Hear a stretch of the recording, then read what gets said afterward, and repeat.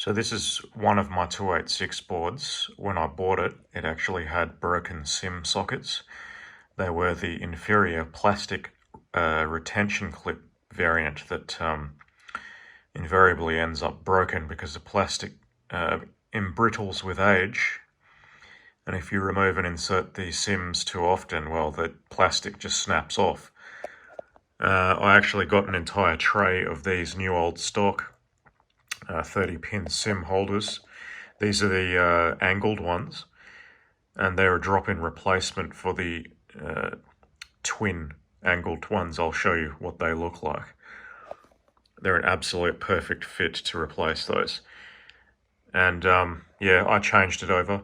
There was only one track that was damaged, unfortunately, because I lost my patience and started to rush.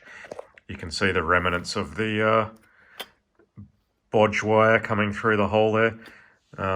Yeah, it's just one track I had to reconnect. But otherwise it's perfect. To make your life easier when you're changing these things, I would actually advise cutting them up very carefully, of course, so you're not damaging tracks underneath the board.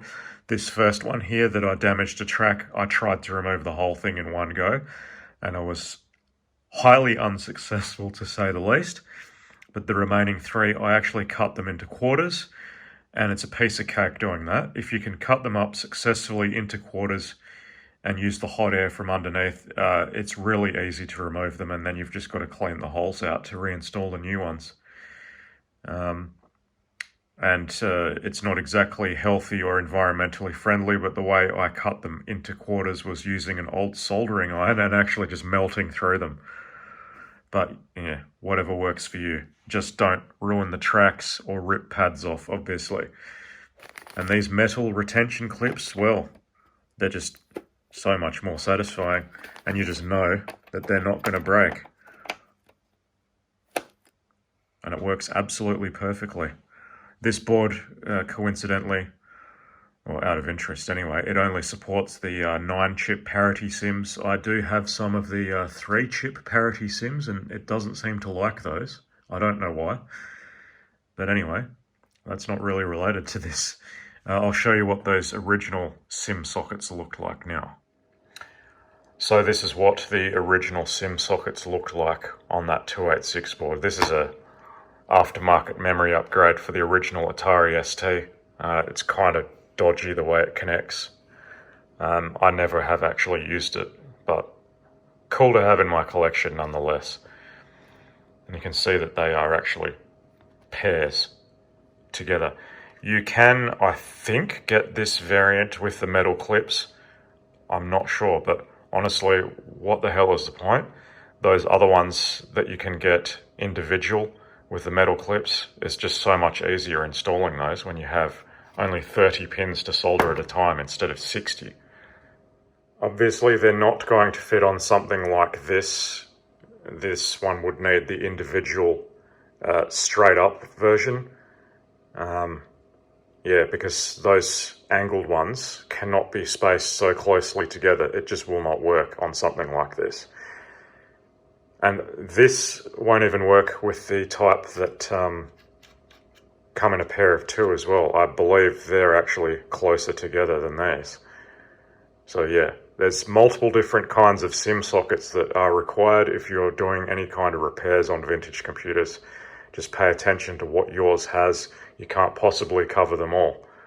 I mean, it's possible that the individual metal clip ones that are straight up and down could fit in all of them, so maybe if you can get those, then you can cover all your bases, but they're pretty damn hard to find. This is one of my other 286 boards, and you can see what I'm talking about. These are the pairs, basically, as one unit, and they're really close together. I've actually got a complete tray of these coming as well, so I can fix this kind of board too. As you can see, this has plastic retention clips. They haven't snapped yet, but they are kind of lame in the way they're holding the simms. They are actually able to fall out. So I'm going to change these as well. So this is a 12. What is this? Yeah, 12 megahertz board, and the other one's a 16. Yeah, both of them had SIM socket issues. And I'll show you what the tray of the new SIM sockets looks like. So this is what an entire tray of new 30-pin SIM sockets look like. These are the angled ones. Don't be fooled by the fact that they're stacked so closely together. They cannot go on the board that closely together. You can see the way they're actually in there. So yeah, that's not going to work. As mentioned, this variant, I think it's 30 or 35 degrees, will only replace that version on that Atari board that I showed you, the ST memory upgrade board with the fairly far spaced apart angled dual SIM holders. These are a direct replacement for those. So if you've got those, yes, you can get these. These were the cheapest complete tray on eBay of SIM holders. The other ones, as I mentioned on my other 286 board, was extremely expensive to get, and the individual straight up and down ones, well, there's no trays of those at all. You have to buy those individually at a rip-off price. It is what it is. I guess stock is running out and no one makes this stuff anymore. These, I think, were common on like memory upgrade boards and possibly up to 286s. Anything newer than that, yeah, probably doesn't use these and can't use these. I think these were also used on some old Macintosh machines as well. Obviously, I'm never going to use any of these. I mean, all of these. So, yeah, anyone in Perth area is interested in grabbing some off me, let me know. I don't want to post them. You have to be in the Perth area.